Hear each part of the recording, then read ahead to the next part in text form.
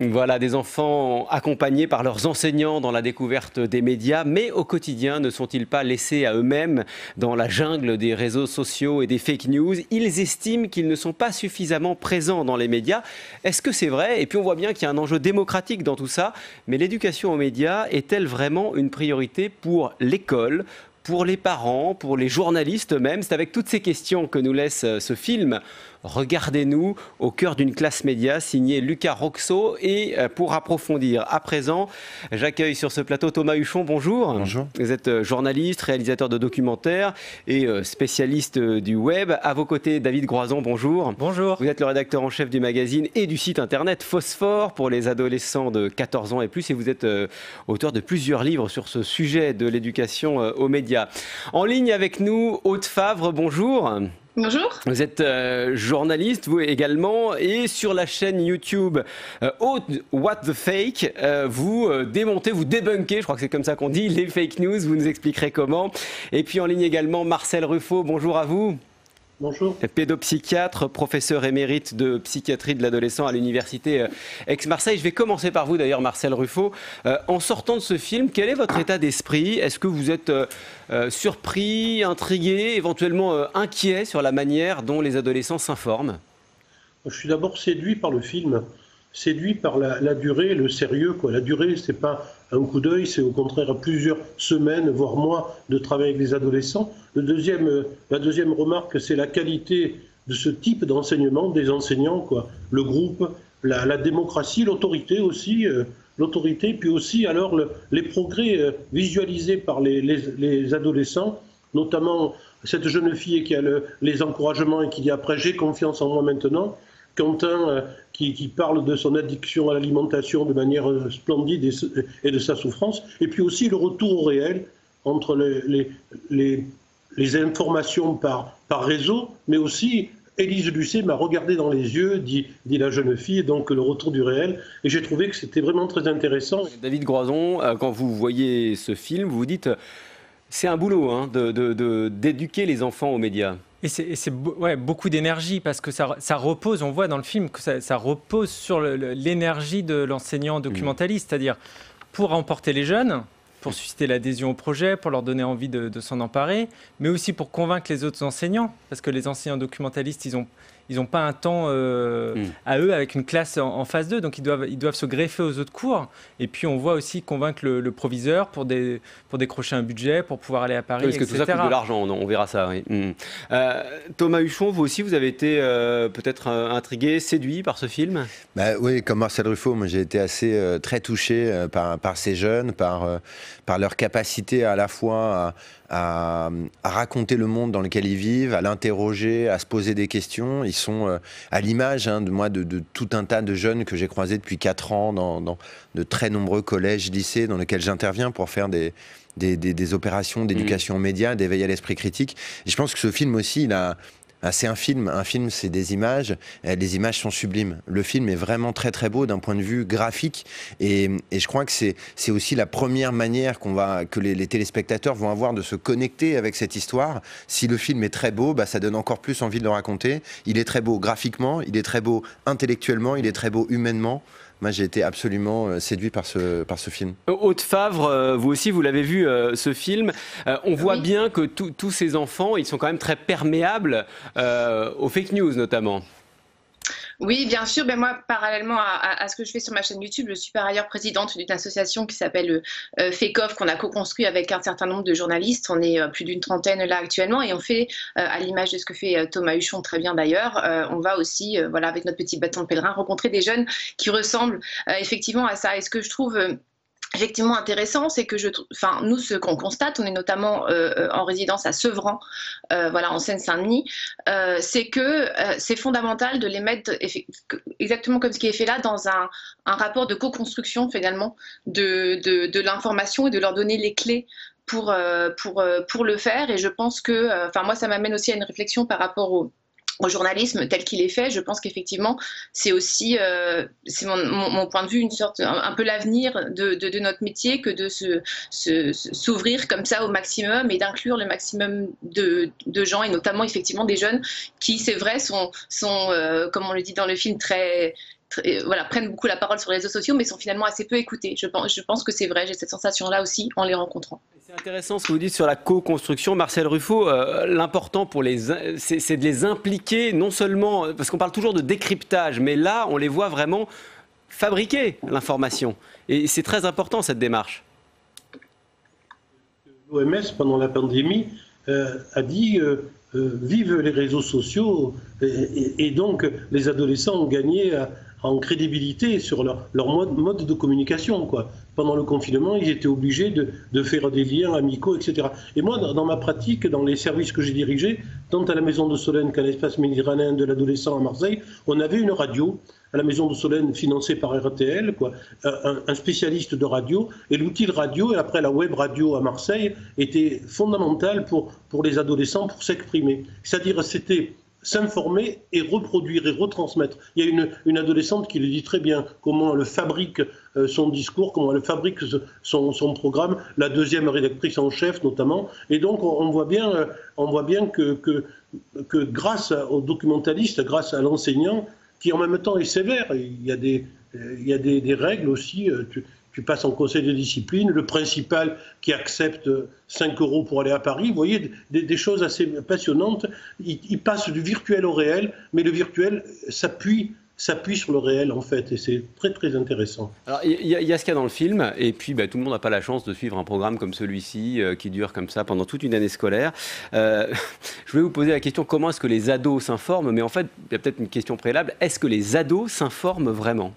David Croison. Ce qu'on peut dire, c'est qu'effectivement, il y a eu une étude de l'éducation nationale, il n'y a que la moitié des élèves de 3e qui ont fait de l'éducation aux médias dans leur scolarité. Donc on voit déjà qu'il y a un champ incroyable qui n'est pas couvert.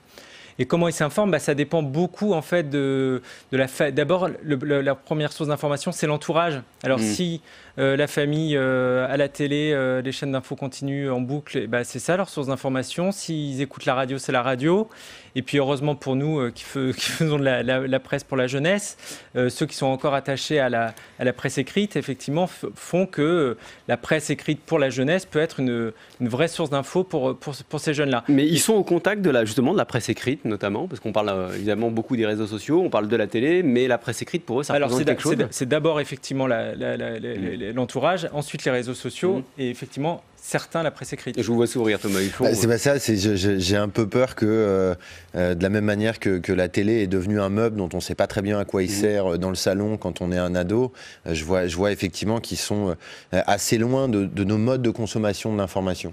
Ça ne veut pas dire qu'ils ne s'informent pas, ça ne veut pas dire qu'ils ne s'intéressent pas à ces questions.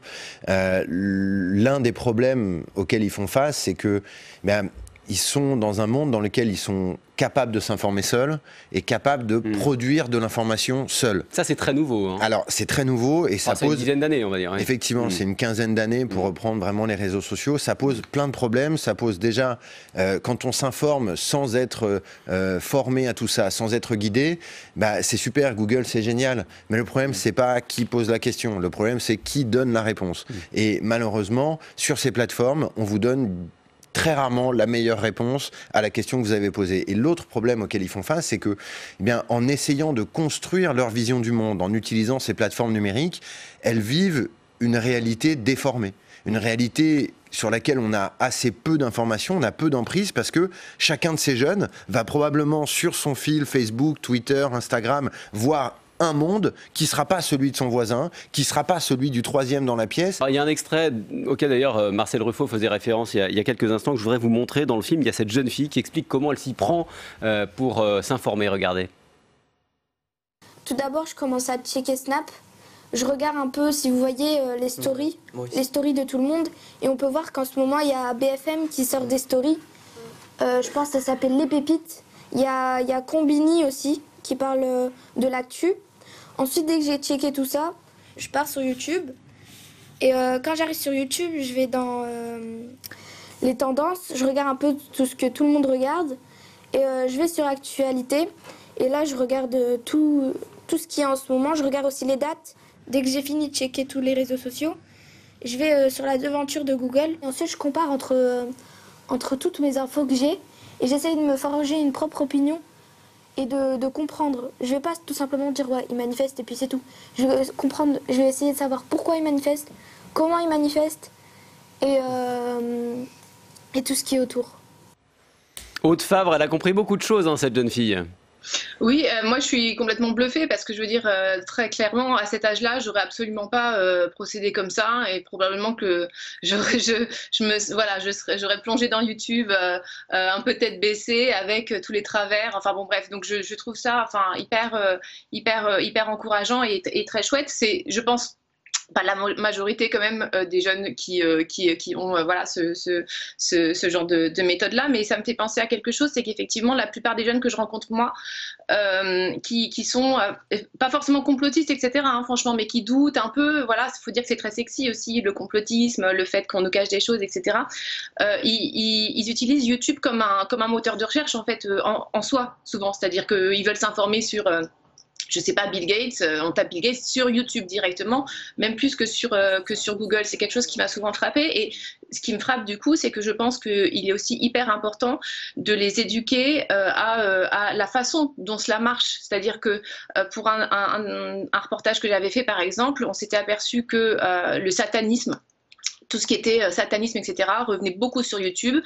Et j'avais rencontré un ancien de Google qui nous avait montré en fait en quoi finalement YouTube recommande énormément ce genre de vidéos, tout simplement parce que elles scotchent. Et donc, elles te font rester sur la plateforme, en fait. Encore une fois, comme on l'a vu dans le film, il faut leur faire faire, il faut qu'ils apprennent.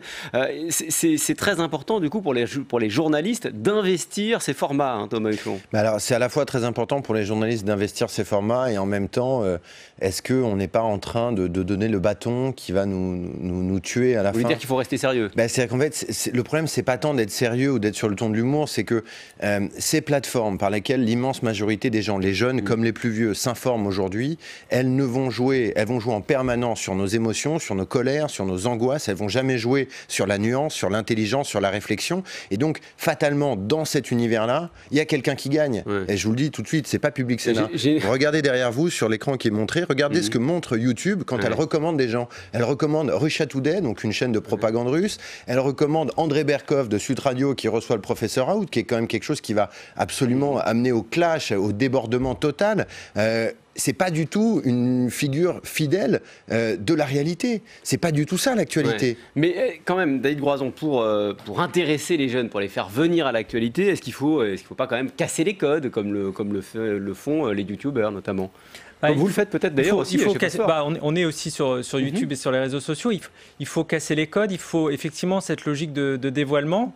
Surtout, c'est qu'ils n'ont pas le réflexe de dire tiens, on va vers un journal ou on va vers une marque de médias pour s'informer. Et donc, quand on leur dit comment tu t'informes, les grandes marques de médias, ça veut rien dire. Ils ne savent pas trop répondre à cette question-là parce qu'en fait, pour eux, même quels sont les sujets d'information cette semaine, eux, ils ont plutôt parlé de rappeurs qui sont accusés de violences sexuelles, d'images de violences faites à une jeune fille dans une cour, dans un jardin. Ils voient les chevaux égorgés. Et c'est ça, eux, leur actualité. Comme les autres journaux en parlent, mais pas forcément autant qu'eux. Ils ne voient pas exactement en fait, qui seraient les acteurs de l'information aujourd'hui en France. Marcel Ruffo, on l'entend bien dans ce que vient de dire David Groison. La réalité des ados, leur réel, ce n'est pas notre réel. On ne partage pas tout à fait la même chose. Non, je crois que dans le film, on sent bien quelque chose qui est générique chez les adolescents, c'est le doute de soi. C'est ça être adolescent, hein, c'est douter de soi, c'est d'être unique et semblable aux autres. Vous vous rendez compte comme c'est difficile, il faut être soi et en même temps ressembler aux autres. Donc c'est toute la problématique d'adolescence qui se joue sur la scène des réseaux sociaux et des nouveaux moyens. Mais je crois qu'il faut être optimiste.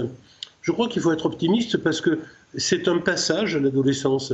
Et petit à petit, ils vont sortir de là. Par exemple, lorsqu'on parle des jeux vidéo, il y a une addiction aux jeux vidéo maintenant dans le DCEM, on a même une maladie d'addiction aux jeux vidéo. On s'aperçoit que c'est normal de jouer aux jeux vidéo, mais c'est aussi normal de les laisser tomber après. Et de laisser tomber même à minima. Il y a des jeunes adultes qui jouent toujours à 30 ans, 35 ans. Et donc, il ne faut pas les stigmatiser. D'ailleurs, quand ils disent « regardez-nous », c'est aussi « faites-nous confiance ». Et je trouve que l'éducation nationale a un rôle majeur, et je pensais aussi au niveau du papier, du journal papier, à Phosphore bien sûr, mais aussi à ce qu'avait fait il y a quelques années ce quotidien génial des dernières nouvelles d'Alsace, qui avait mis une annexe, c'est-à-dire que les parents achetaient le journal, il y avait 2 pages en direction des ados et des enfants, dans lesquelles les ados voyaient des programmes à voir, etc.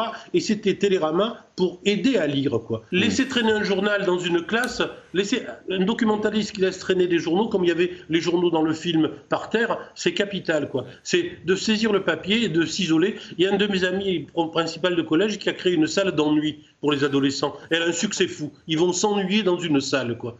Et ça, c'est amusant de créer une salle d'ennui. Il n'y a pas de meubles, il n'y a pas de musique. Ils vont s'ennuyer, donc ils vont penser, quoi. Et ça, c'est bien. Un peu de silence. David Groison, vous vouliez ajouter quelque chose? Oui, en fait, j'ai un peu honte de le dire, mais la presse jeunesse papier, c'est jamais aussi bien porté en France. Depuis 50 ans que Bayard Jeunesse fait de la presse papier, on n'a jamais eu ces niveaux de diffusion. C'est-à-dire que je pense que si les adultes arrêtent de lire, J'aime lire, c'est Okapi, c'est Pomme d'Api, c'est Astrapi. Et donc ça, contrairement à ce qu'on pourrait penser, en fait, commercialement, c'est pas déclinant. Non, ça va très bien, parce que je pense que même si des adultes qui ne lisent plus de la presse papier se rendent compte à quel point c'est formateur et nécessaire, que ça soit peut-être pas la salle d'ennui, mais un moment où on se pose pour réfléchir, pour se divertir et pour s'informer avec un journal. J'ai une question pour vous, Thomas Huchon. Vous parliez des journalistes, de l'image des journalistes tout à l'heure. On a un peu l'impression qu'il y a une ambivalence, c'est-à-dire que pour eux, les journalistes, ça sert à rien puisqu'ils s'informent directement par smartphone, et en même temps, quand ils voient Élise Lucet, Marcel Ruffo le rappelait, voilà, ils écarquillent les yeux et ils se disent « Waouh, je l'ai vue, elle m'a regardé ». C'est un peu le paradoxe de dire en permanence « Ah, les journalistes ou les médias, c'est vraiment nul » et de passer son temps à regarder des vidéos BFM sur YouTube. Il y a quand même un immense paradoxe à tout ça. Je crois que il faut aussi comprendre quelque chose, c'est que l'univers de l'information sur Internet, il y a un petit postulat qui serait qu'on nous ment, qu'on nous cache quelque chose. Eh bien, c'est vrai aussi dès cet âge-là. C'est vrai dès le départ, parce que les contenus auxquels ces jeunes vont être soumis sont les mêmes que ceux auxquels vont être soumis des adultes. Les algorithmes de recommandation de vidéos vont permettre à des gamins, et puis on connaît ces cas-là, qui sont en train de faire des recherches sur un exposé en sciences nat, vont les emmener sur des vidéos totalement complotistes en quelques clics par la recommandation. Donc ça pose un vrai problème. Je crois qu'il faut essayer de les éduquer un petit peu à pratiquer tous ces nouveaux formats d'information.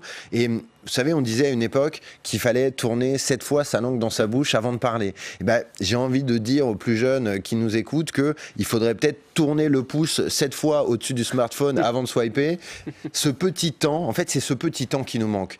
Dès qu'on passe dans un monde de l'immédiateté, eh bien, on n'a plus le temps de la réflexion. On est systématiquement dans l'émotion, dans la réaction. Je crois que le plus on arrive à recréer ce petit temps, comme ils le recréent dans le film, ils prennent des moments où ils ont des respirations. Et mais après, ce rapport à la vérité, d'ailleurs Marcel Ruffo nous le rappelait, c'est l'âge du doute, c'est un trait de l'adolescence. Oui, mais je crois qu'il faut, effectivement, je suis assez d'accord avec Monsieur Ruffo, il faut avoir une forme d'espoir. Tous ces jeunes sont des adolescents. Si on reprend ce que vous et moi pensions quand on avait 14 ans, on en est peut-être très très loin aujourd'hui. Je crois que l'adolescence, c'est un moment aussi où on se cherche, on teste tout un tas de limites, on essaie de comprendre le monde dans lequel on évolue pour se construire cette image. Douter de soi, être soi et douter des autres, comme le rappelait Marcel Ruffo, c'est effectivement un projet qui est difficile à mener, qui est d'autant plus difficile qu'on ne comprend pas très bien les tenants, les aboutissants, on ne comprend pas toujours les conséquences de nos actes. Je pense à ce jeune, moi j'aimerais bien savoir ce qui lui est arrivé à ce fameux Quentin. Comment ça s'est terminé son conseil de discipline? Est-ce qu'il a pris conscience de... On sent bien qu'il a pris conscience.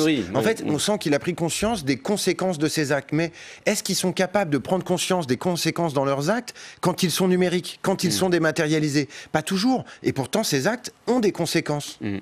Le titre du film, je le rappelle, c'est « Regardez-nous » et ça sous-entend quelque chose qui est assez présent dans le film. Ils ont le sentiment qu'on ne les regarde pas, qu'on ne parle pas d'eux dans les médias. D'abord, est-ce que c'est vrai, David Groison? Puis je donnerai la parole à Marcel Ruffo. Alors moi je suis le moins bien placé pour le dire parce que on s'adresse à eux et du coup on les monte dans les journaux et on co-construit effectivement nos journaux avec eux. Maintenant on est obligé de voir quand on passe devant un kiosque que non on ne parle pas d'eux et qu'on ne parle pas de leurs préoccupations. Je ne pense pas que ça les passionne, les palmarès des hôpitaux, l'immobilier à Paris. Mais en même temps, je veux dire, de tout temps on a considéré que voilà, l'actualité c'est aussi un monde, ça décrit le monde des grands, le monde des adultes. Et ça les intéresse, le monde de grands et le monde des adultes. Simplement, nous, la presse jeunesse, on a la chance en France d'avoir une belle presse jeunesse. C'est parce qu'on est un peu le petit bain avant de sauter dans la grande piscine de l'information. C'est pas vrai qu'aujourd'hui, quelqu'un va se dire, tiens, ce qui se passe à Beyrouth, on ouvre le journal et tout de suite on comprend.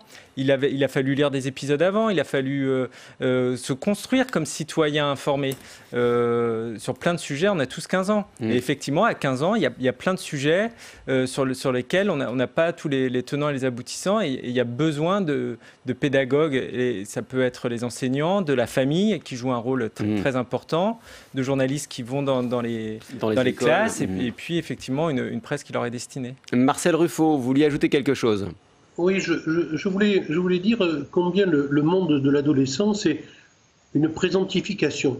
C'est-à-dire que le passé, c'est quand ils étaient petits, et l'avenir leur fait peur. Donc, ils vivent au présent. Et donc, on voit bien le piège de l'actualité immédiate non raisonnée, parce que ça correspond à leur tendance.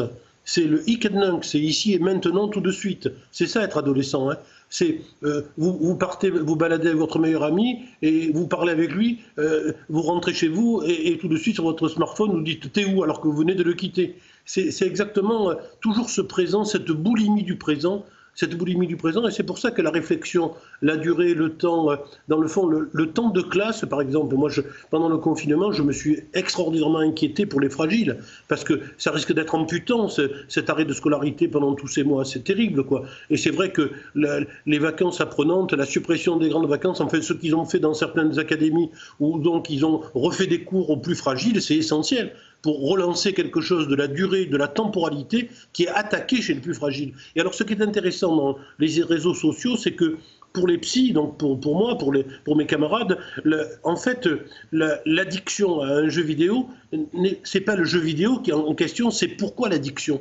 C'est comme dans la toxicomanie, pourquoi le hashish? C'est pas le hashish, c'est pourquoi le hashish. Et donc, c'est même un signe maintenant de fragilité qu'on utilise. On voit combien un enfant, par exemple, est sensible aux fausses nouvelles, eh ben, ça veut dire qu'il est fragile par ailleurs, et non pas que les fausses nouvelles créent la pathologie. Vous voyez, c'est les temps antérieurs qui comptent. Et c'est là que c'est intéressant d'inclure aussi dans les examens cliniques tout cela. Par exemple, un exemple, pendant le confinement, j'ai fait évidemment des téléconsultations. Et alors, au miracle, une mutique qui ne me parlait pas depuis des mois s'est mise à me parler en téléconsultation. Vous voyez, ça c'est intéressant. Est-ce que les enfants doivent être exposés aux mêmes informations que celles des adultes? Je disais, tout à l'heure, peut-être à tort l'expression le monde des adultes. Non, la réponse est facile. Il faut toujours faire avec les enfants. Par exemple, prenons les plus petits, c'est pas le sujet, mais prenons les gosses de 3 ans, avec les tablettes et les contes de fées. C'est exactement comme les contes de fées d'avant, avec la répétition. Il faut regarder le conte de fées ou le roi lion avec elle, avec lui. Et si tu le regardes avec elle, avec lui, tu vas d'abord y trouver un intérêt, ça va te plaire, ce dessin animé, et puis quand tu le reverras avec lui, tu montreras l'intérêt à son intérêt. Et donc c'est la proximité. L'outil virtuel n'est rien par rapport au réel. Le virtuel n'est que le secrétaire du réel. Il y a un incident dont je voudrais parler parce que c'est un moment assez gênant dans le documentaire, une émission sur Europe 1, vous avez un chroniqueur qui est parfaitement cynique, on va dire, pas spécialement drôle d'ailleurs, qui fait rire aux dépens de ces enfants qui sont justement venus ce jour-là dans un monde d'adultes pour voir comment ça se passait dans les médias. Alors en l'occurrence, c'est pas vraiment une émission d'information, on appelle ça une émission d'infotainment, c'est-à-dire qu'on mélange un peu les deux, de l'information et du divertissement. Cet incident, Thomas Huchon, pour vous, c'est quoi? Il est signifiant, il est révélateur de quelque chose ou pas? En tout cas, ils le vivent mal. Mais je crois que les jeunes ont totalement raison de le vivre très mal. D'ailleurs, je trouve que leur manière d'y répondre, hein, c'est-à-dire en écrivant un texte, en le portant, et en allant le dire, fait quand même preuve à la fois d'une vraie maturité et surtout d'un courage. Ça révèle quelque chose qui est assez problématique dans notre pays, qui est le fait qu'un certain nombre de personnes pensent avoir le droit de tout dire, de tout faire. Et de rire de tout. Et de rire de tout, y compris parfois de gens qui ne peuvent pas se défendre. Il y a quelque chose qui est un peu qui pour moi ressemble quand même beaucoup à l'univers des réseaux sociaux. C'est le phénomène du bullying. Hein. C'est-à-dire qu'on va se moquer des gens. C'est un peu comme dans les cours d'école, quand les plus costauds s'attaquent aux plus petits. Là, c'est encore pire parce que c'est des adultes qui s'attaquent à des ados. Ils peuvent même pas répondre. Je crois que franchement, ce jour-là, cette personne aurait mieux fait de se taire. Je trouve ça d'ailleurs très bien qu'on la cite même pas. Mais je crois que leur réponse montre que une forme de maturité. Il y a une forme de maturité et que là, en fait, c'est peut-être ça.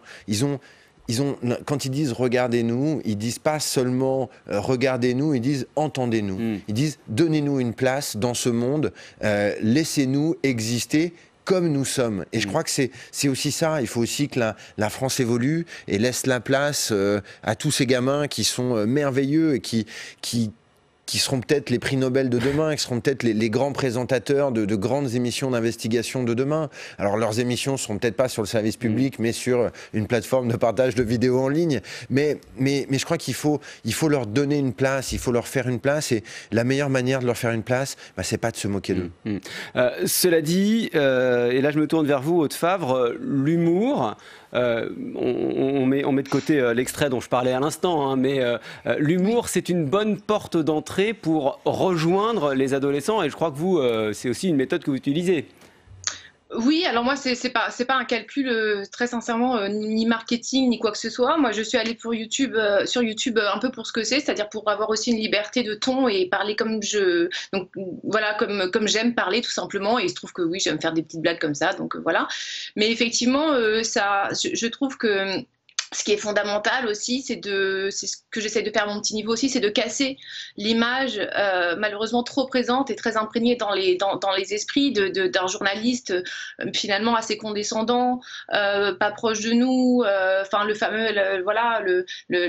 stéréotype de quelqu'un qui déboule sur un plateau, l'homme blanc, etc. Enfin bref, tout ce qu'on a en tête. Et c'est vrai que moi j'avais envie aussi quelque part de casser ça, et c'est ce qui marche aussi très bien quand on va en classe. C'est-à-dire que des fois, il n'y a même pas besoin de dire un mot. On arrive, on a la pêche, on sourit, on dit « c'est quoi ton problème? Qu'est-ce que tu as vu comme info? Comment je peux t'aider ?» Et ils ont les yeux qui s'ouvrent comme ça et ils se disent « mais en fait, je pensais pas que c'était comme ça un journaliste. » Enfin, c'est vraiment idiot en fait, mais c'est très important qu'il y ait une espèce de descente massive des professionnels de l'information dans ces établissements scolaires, quoi. Et je voulais juste dire une chose, effectivement, ce que je trouve génial, moi, avec l'adolescence, alors je connais pas aussi bien évidemment que vous, Monsieur Ruffo, mais c'est qu'ils ont, la plupart de ceux que je rencontre sont extrêmement méfiants. Alors ils entendent aussi le discours des parents, qui souvent on m'a dit mais pourquoi vous mentez? C'était même pas est-ce que vous mentez, etc. C'est pourquoi est-ce que vous mentez, madame, dans les reportages, etc. Donc pour donner un peu donc on voit aussi à quel point ils sont souvent imprégnés de ce que disent les parents. Et tout simplement, je trouve ça génial finalement, cet esprit de méfiance qui est l'esprit qu'on a nous les journalistes. Simplement, il faut, pour pas que ça bascule dans la paranoïa ou dans le complotisme qui est à portée de main, à portée de clic, il faut simplement l'orienter en démocratisant la méthode journalistique. Voilà, ce que j'essaye aussi de faire dans une espèce d'énorme rédaction citoyenne anti-fake news que je suis en train de monter. C'est un film qui renforce l'idée qu'il faut éduquer nos enfants à l'usage des médias. Je parlais d'enjeux démocratiques. Il y a une forme d'urgence, David Groison, de ce point de vue-là. Il y a une vraie urgence parce qu'on voit les résultats des différentes élections, des discours qui peuvent être portés sur des choix de santé. Ce ne sont pas les enfants qui votent. Hein, mais... C'est pas les enfants qui votent, mais c'est les enfants, ils sont quand même le reflet du monde dans lequel on est. Et moi, je crois beaucoup aussi qu'effectivement, en intervenant dans les classes et avec les enfants, au fond, après, ils sont porteurs de questions, d'outils qui nourrissent les familles. C'est-à-dire que c'est eux qui éduquent leurs parents. Ah bah bien sûr. Et sur ces questions d'esprit critique et de les nourrir, c'est vrai que ce travail qui est fait en classe, et je souscris à fond à ce que dit Aude, c'est-à-dire que les journalistes, et on le voit là, quand c'est Julie Gacon, la reporter, d'un coup, comme c'est plus les médias, mais c'est des gens qui travaillent avec leurs questions, leurs doutes, etc., de pouvoir travailler avec eux, on peut leur apprendre par exemple ce qu'est une ligne éditoriale, c'est-à-dire de dire qu'il n'y a pas quelqu'un qui dit vrai, quelqu'un qui dit faux. Et un exemple, moi j'utilise beaucoup dans les lycées, c'est de dire il y a chaque année le classement des lycées, les meilleurs lycées de France. C'est les mêmes indicateurs qui sont donnés par l'Éducation nationale. Simplement, on peut les lire de plein de façons différentes. Le Figaro, il dit c'est H4, c'est Henri IV qui est le meilleur lycée de France. Le Parisien, il dit que c'est le lycée Alfred Nobel à Clichy-sous-Bois parce que c'est celui qui fait le plus progresser ses élèves. Les deux ont raison, les deux disent une réalité, un fait. Simplement, il y a une ligne éditoriale. C'est pas ni neutre ni de la propagande. C'est que d'un coup, les journaux, les journalistes, ils ont un regard sur le monde et à chaque citoyen de se construire et de choisir quel média on a envie de choisir et de reprendre sa consommation de médias en main pour dire je ne suis pas un truc sur lequel se déversent des trucs sur Snapchat et sur Instagram, mais même à l'intérieur de Snapchat et Instagram, je vais peut-être choisir des comptes que j'ai envie de suivre. Mais ça passe par le filtre de l'esprit critique. Marcel Ruffo, l'esprit critique, on en parle d'ailleurs dans le film. À partir de quel âge on peut considérer qu'un adolescent est capable de faire preuve de... Pardon, j'aime pas cette expression, mais de penser par lui-même? Déjà pour on peut rencontrer des imbéciles dans la vie, on l'a vu à cette émission où ils étaient, c'est un imbécile qui les agresse, quoi. Donc on est d'accord, mais ça fait partie de la vie de rencontrer des idiots, des abrutis qui sont malveillants, c'est la vie aussi.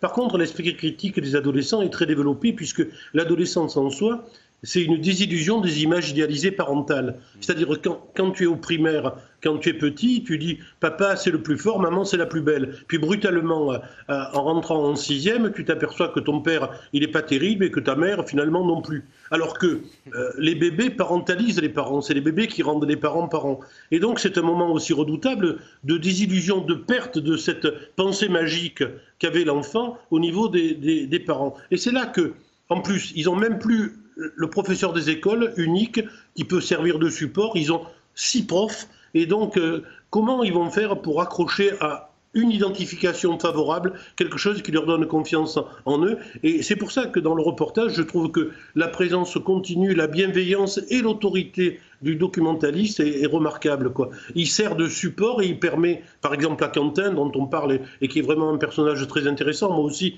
je voudrais bien savoir ce qu'il est devenu, mais il faut qu'il fasse une psychothérapie. Honnêtement, il a tous les moyens et toutes les qualités pour ça, ce garçon. Et il a tous les talents pour réussir et devenir peut-être un grand psychologue ou un diététicien de grand talent. Donc on lui fait confiance, quoi. Et je trouve que c'est ça qui se joue. Je perds les images idéalisées parentales, je doute de moi, vous vous rendez compte, le moment difficile, et c'est là qu'il ne faut pas rencontrer le moins d'imbéciles possible, comme lors de cette émission.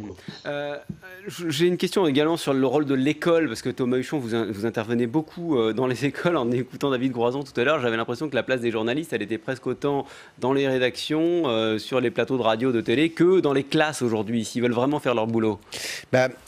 Je vais pas dire à mes confrères ce qu'ils doivent faire, c'est pas ça, mais je crois que dans un monde dans lequel chacun prétend être capable de s'informer seul et chacun dispose de moyens de publier de l'information sans filtre, eh ben, on peut plus s'exonérer d'une formation de base sur ces questions-là. À la fois sur des méthodes journalistiques de vérification d'informations, à la fois sur des logiques de ligne éditoriale, à la fois sur aussi ce qui est dissible et ce qui ne l'est pas. On parle souvent de la liberté d'expression. En France, c'est quand même un concept qui est très encadré et qui est très bouleversé aussi par ces plateformes sur lesquelles toutes ces informations circulent. Par exemple, c'est vrai que dans le film, qui sont sur des règles américaines, moment, mais ils n'en parlent pas. Ça, c'est des choses qui font partie de l'éducation aux médias. Je crois que, bien entendu, il faut que les journalistes, à mon sens, aillent dans la vraie vie, sur le terrain, prennent du temps pour aller dans les classes, parce qu'il y a un vrai problème entre la réalité et la perception. Mais ils en ont les moyens, les directeurs d'école, Alors oui, il y a un petit peu de budget, il y a de plus en plus de budgets qui sont alloués là-dessus. En même temps, moi je suis un peu la preuve qu'il y a un problème dans notre pays sur ces questions, comme Aude Favre avec son association. Nous, on n'est pas des pédagogues, on n'est pas des enseignants, et pourtant, ça fait plusieurs années que moi, j'en suis à plus de 140 interventions dans 90 villes de France depuis 4 ans, dans des collèges, dans des lycées, dans des prisons. Aujourd'hui, les questions d'éducation aux médias sont même rentrées au programme du baccalauréat, puisque les classes de première doivent faire un travail sur ces questions-là. Donc, il va vraiment falloir que l'éducation nationale mette des moyens là-dessus. C'est ce que disait Lucas Roxo, le réalisateur du film, avec qui moi j'ai rapidement échangé avant l'émission. C'est que son film, il tient aussi parce que ses élèves sont merveilleux, mais parce qu'il y a des enseignants qui sont merveilleux. Ces enseignants, ils bossent le samedi, ils bossent le dimanche, ils comptent pas leurs heures, ils sont ultra motivés pour ces projets, et s'ils n'étaient pas là, eh ben, il n'y aurait rien. David Groison, d'un mot, vous parliez tout à l'heure du rôle aussi des familles, parce qu'il y a l'école, mais en fait c'est le rôle de chacun, l'éducation aux médias, des parents, des adultes. Oui, parce que vous disiez tout à l'heure, peut-être qu'on pourrait tisser un fil historique. Évidemment, quand nous on a grandi, quand nous on était enfants, il y avait la télé, il y avait des rendez-vous où d'un coup on pouvait discuter d'informations après le journal de 20h. Là, chacun est sur son écran, chacun est face à ses sources.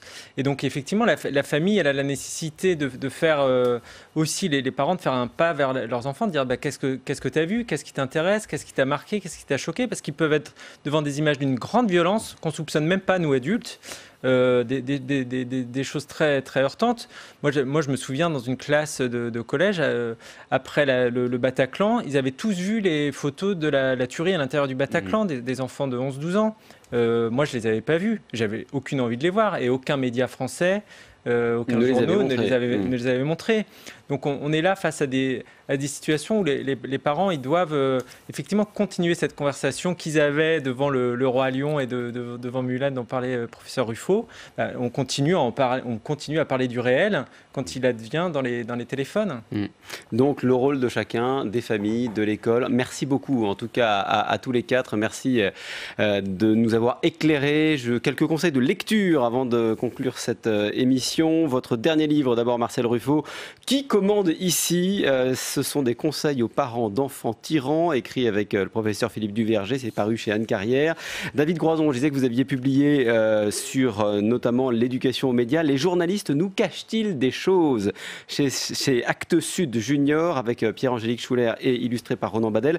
Même éditeur, prise de vue, décrypter la photo d'actu. C'est très important, ça, d'arriver à décrypter les images. Sophie Mazet également a écrit Autodéfense intellectuelle. On parlait de l'esprit critique. C'est un lexique pour l'esprit critique qui paraît ce mois-ci chez Robert Laffont. Merci encore à tous les quatre. Merci à vous de nous avoir suivis et à très bientôt sur Public Sénat.